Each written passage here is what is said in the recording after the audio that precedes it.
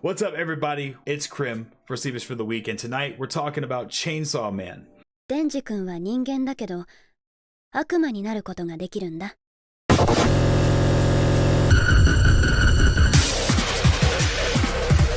It's a manga that I don't normally read manga. It's something that I need to do more of, but so much hype was around Chainsaw Man. I saw it everywhere online, and obviously the images that were shown, I had to check it out. And honestly, basically this is why I'm making this video and talking about this with people, is because I want more people to read Chainsaw Man, and I definitely want people to see the anime when it comes out. I basically read this manga in like 3 days flat.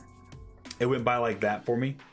So it's one that is probably going to go down as one of my favorites. The only one I've ever read and I kept current with was Berserk, and I've read a couple of other manga here or there, and this is the first one that I can say that I honestly got sucked in from start to finish, and it's very rare for a manga to do that for me. So basically, Chainsaw Man is based in an alternate timeline or history of 1997 Japan, where there are actually devils roaming around the world, and there are devil hunters. It's kind of like a common thing. It's almost like devils are around, like how monsters are just in fantasy. They're just around everywhere. And it centers around the main character, Denji, who comes off, I will admit, when I was first reading it, I was like, this character is going to be like that typical annoying main character, right? He's essentially an orphan that lives out in like rural Japan. Basically, his father left him with a bunch of debt to the Yakuza.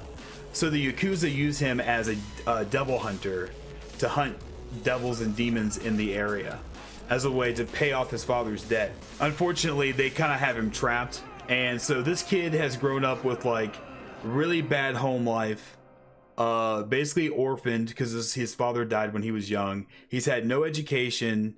He's basically lived out there hunting devils his whole life, and he comes across, basically the way he hunts devils is that he came across this little smaller devil that he saved called Pochita.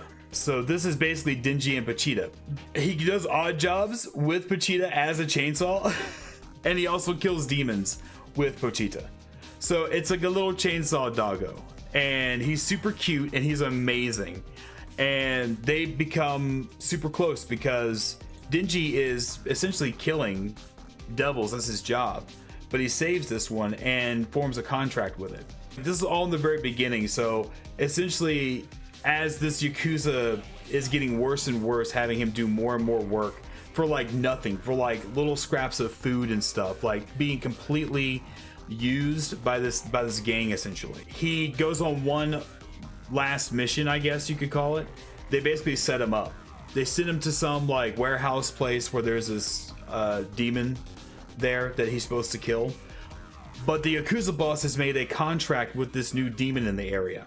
And the new demon is way outside of Denji's realm of being able to beat. And it also has like zombie thralls with it. So basically Denji has to fight through these like demon thralls and then fights the demon and of course loses. It gets killed. That's all in the very beginning. You find out once Denji gets killed by that demon, you start to see Pochita fuse with Denji. You start to see through flashbacks that he's made a contract with Pochita. Pochita basically says that he wants to make Denji happy, and that's his goal, and that if he were to ever die, that Pochita would be allowed to take over his body to save him so that he could accomplish his dreams. There's just this kind of like wholesome element too with Pochita, but also very sad because you know that in that instance at the very beginning of the story, Pochita has to sacrifice himself to merge with Denji and turn into Chainsaw Man.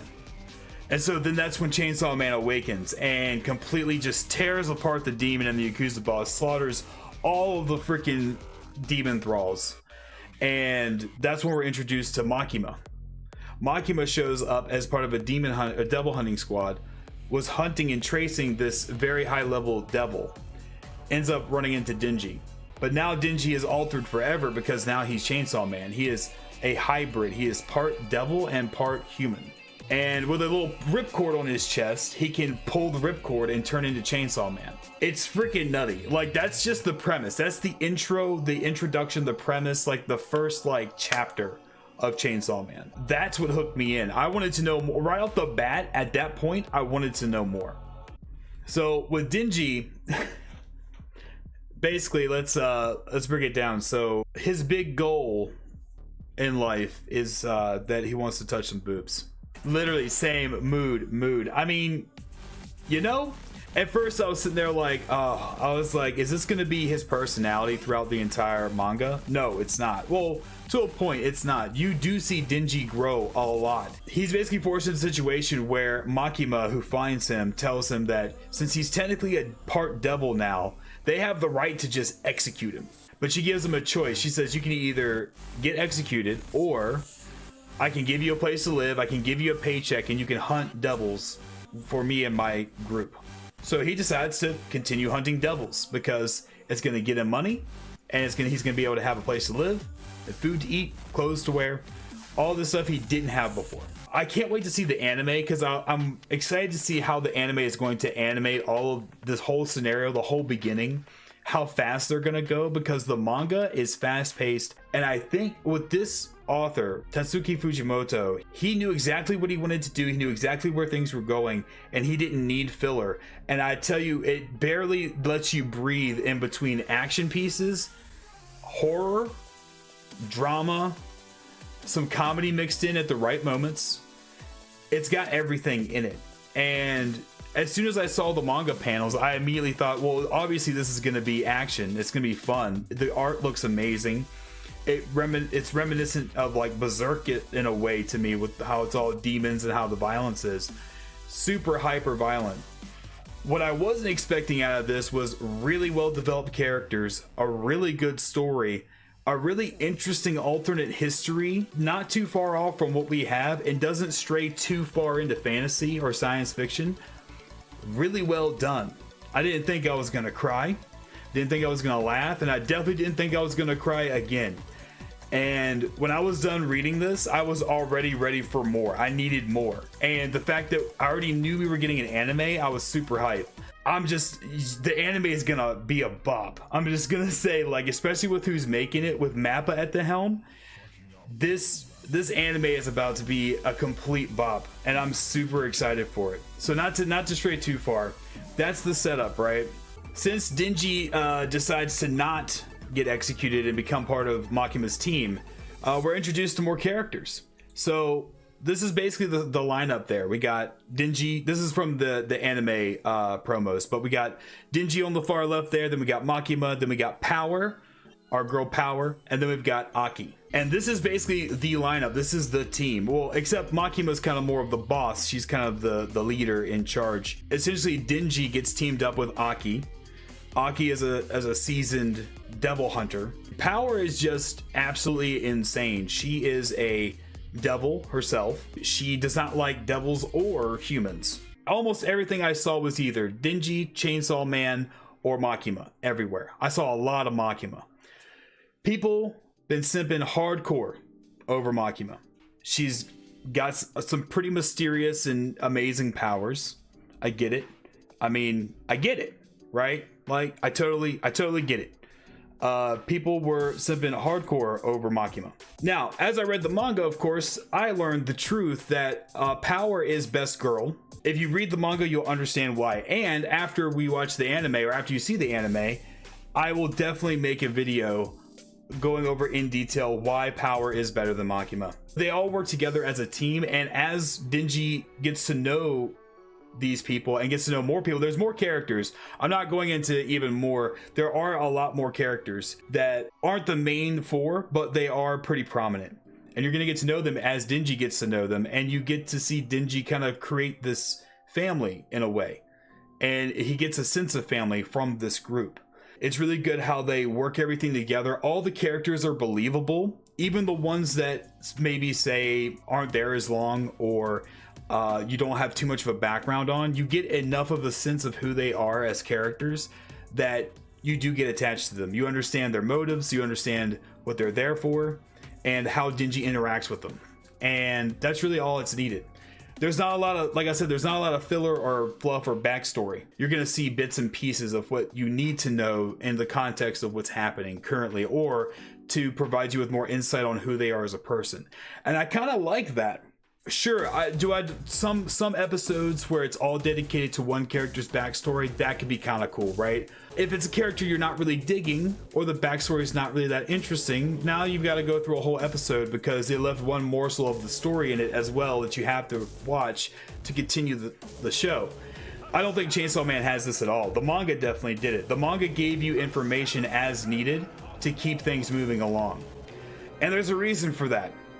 One of the big reasons is because a lot of people die. Which is why I also say be very careful when you're looking up characters or information without reading the manga first, or if you're going to just wait for the anime. Caution in looking up characters because you will get spoiled. I've seen them just looking for graphics and art for this stream and this video. Spoilers are everywhere, so just be careful. Even with characters that you don't get to see for very long, it's emotional and it's meaningful, and they're tied to other characters. They're tied to other characters in such a way that even if you don't know their full backstory or know how they grew up and their whole big tragic life or whatever, you still feel something when they're gone, because you're left with the people who are behind who feel the loss. And that's when you start to get nuggets of past. You may have gotten some to get enough of this character and you start to feel this person's loss, and then they give you a nugget of a flashback of a very emotional and scene that ties that character who's mourning them to that character, and then you just get hit with this big sinking feeling of wow. And then next thing you know it, you're crying in the club, and you know, it happens. I didn't think that, there's some characters where I didn't even care for that much, but then when things happened, I was like, that's fucking sad. I didn't really, even if I didn't really like this character that much or was too invested in them, now I'm not gonna get them ever again. Fuck, man. It hits you in multiple different ways. I think this is gonna be one of the biggest animes to hit. I could be wrong. I could eat my words completely, but I feel like that with the way this manga was written and the way that the story is, this could end up being a new classic anime. This could be something that you direct people to when someone's like, I want to watch anime, and be like, you need to check out Chainsaw Man. So I'm super excited, and the coolest thing about the anime is essentially who's creating it, and that's Mappa. They have a huge production crew tied to this. Right now they have animators from Jujutsu Kaisen and people from Attack on Titan.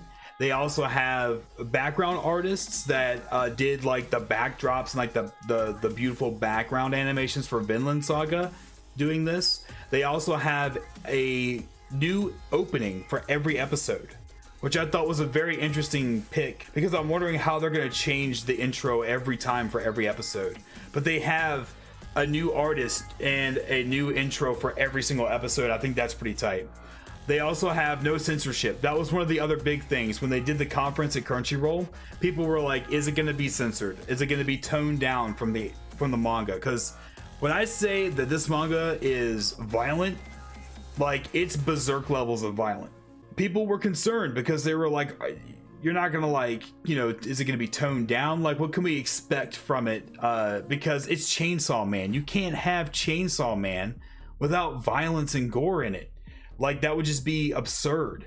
And luckily the staff came out and said that there's absolutely no censorship whatsoever in the anime, and that's super exciting, because when I say that the action sequences are insane looking, they're visceral, they're violent, they're brutal. I mean it. There is some shit in this manga where it hit me like some shit from Berserk hit me, where I was like, damn, all right, didn't think they were gonna take it to that extent, or it was gonna get that hard. And every time I think it can't top itself, it tops itself.